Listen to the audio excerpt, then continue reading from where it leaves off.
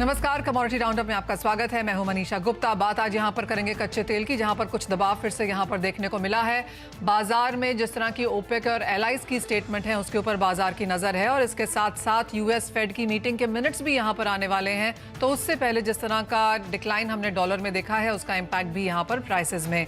साथ ही बात करेंगे सोने की, जहां पर फिर से खरीदारी के मौके निकलने लगे हैं। हल्की सी बढ़त के साथ आज यहाँ पर कारोबार अंतर्राष्ट्रीय बाजारों में 1740 के लेवल्स यहाँ पर वापस आए हैं, और जहां तक चांदी की बात है $21 प्रति आउंस के आसपास के स्तर। साथ ही बात करेंगे कॉटन की, जहां पर हल्की सी मुनाफा वसूली आज भी जारी है। यहां पर आवक बाजारों में बढ़ी है, जिसका असर हमने यहां पर प्राइसेस में आता हुआ देखा है, लेकिन कॉटन के भाव अभी भी अंतर्राष्ट्रीय बाजारों के मुकाबले ऑन द हायर साइड हैं। हमारे साथ कार्यक्रम में जुड़ रहे हैं धन.co के जयप्रकाश गुप्ता, त्रिशूल एंटरप्राइजेस के CEO एंड फाउंडर रुपेश दलाल, साथ ही साथ कॉटन एसोसिएशन ऑफ इंडिया के प्रेसिडेंट अतुल गनात्रा हैं हमारे साथ।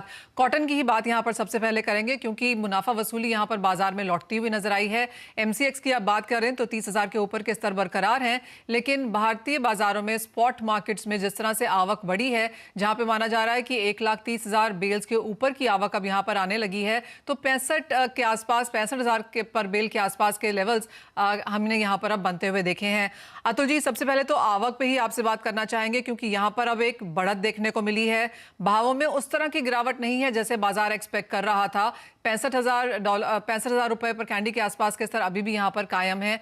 आवक और प्राइसेस का जो ये तालमेल है, आप कैसे देखते हैं? Good morning Manisha ji. देखिए, अराइवल बहुत स्लो है लास्ट ईयर के कंपेयर में।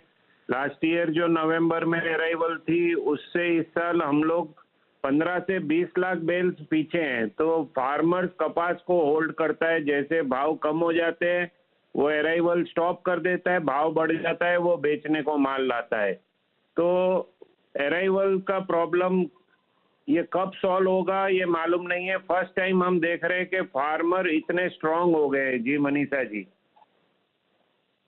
और जो रेट है वो 65,000 से लेके 67,000 रुपीज के अभी क्वालिटी के हिसाब से भाव है।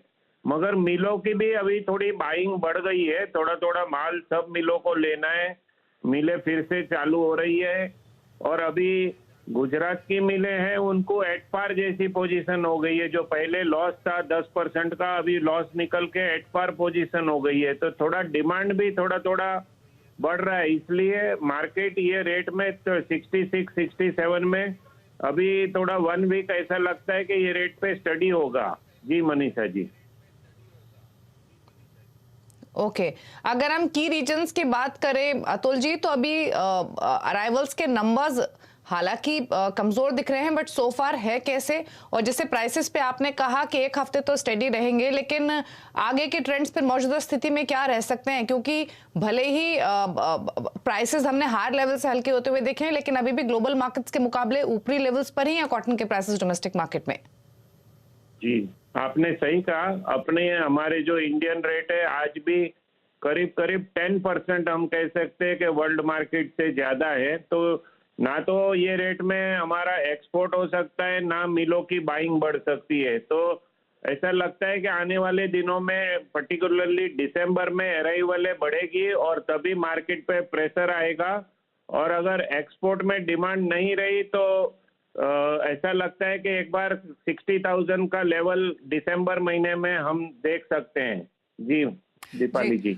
अतुल जी, तो फिर जिस तरह की स्थिति बाजार में है, और जैसा कि बाजार जानता भी है कि इस बार हमने एक्सपोर्ट्स काफी कम होते हुए देखे हैं, जो टारगेट है उससे तो काफी कम है।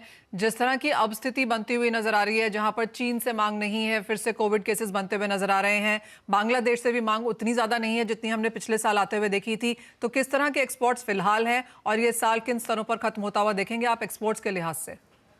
जी, इस साल कॉटन एसोसिएशन के हिसाब से जो लास्ट ईयर हमारा एक्सपोर्ट हुआ था उसमें 30 to 35% का रिडक्शन होगा। Last year 43 lakh bales export हुआ था, और इस साल ऐसा लग रहा है कि हम मुश्किल से 25-30 लाख बेल एक्सपोर्ट कर सकेंगे। क्योंकि जो हमारा एक्सपोर्ट का मेन टाइम है, हम 70% एक्सपोर्ट अक्टूबर से जनवरी तक कॉटन का करते हैं, और अभी कुछ भी ऑर्डर भी हाथ में नहीं है और कोई शिपमेंट भी नहीं हो रहा है। 2 महीने तो अक्टूबर और नवंबर तो चले गए।